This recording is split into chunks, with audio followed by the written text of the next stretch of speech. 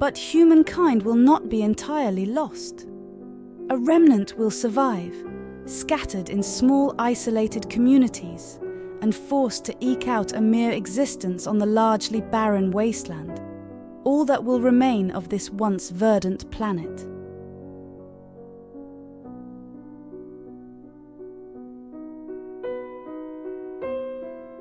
None of the technological advances or those in the field of medicine will help them once the existing supplies have run out, because the infrastructure required to keep them intact will be non-existent.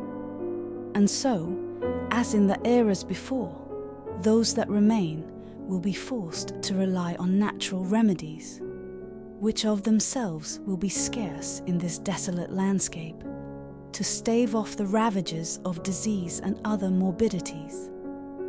They, in turn, will have to regain the knowledge that their forefathers once had, but will have long been forgotten because of modern medicine.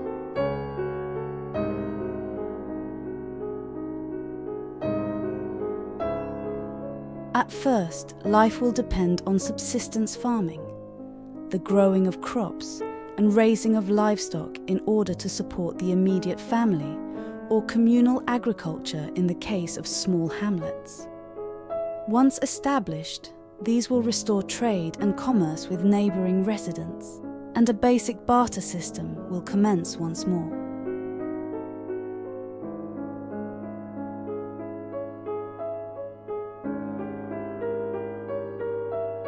Disease will take its toll on these unfortunates, and their numbers will remain in a constant state of ebb and flow, but will never be able to regain any form of dominance, as their dependence on the natural environment will remain absolute.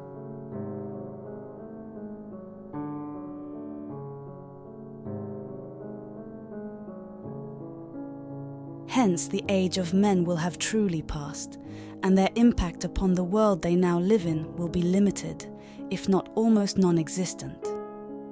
And so it seems that karma will have come to rest on what's left of the race that once dominated the planet, which they felt that they had the right to exploit with impunity.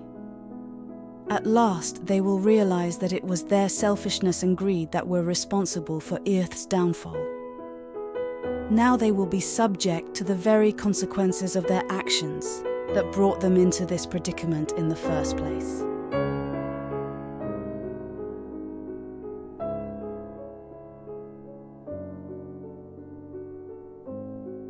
But perhaps this is what the songwriter meant when he once wrote, "This is not the beginning or the end. It is the return to yourself, the return to innocence. Those that have survived will be given a chance to return to more simple and sustainable ways, ways that are once again in tune with what is left of the natural world."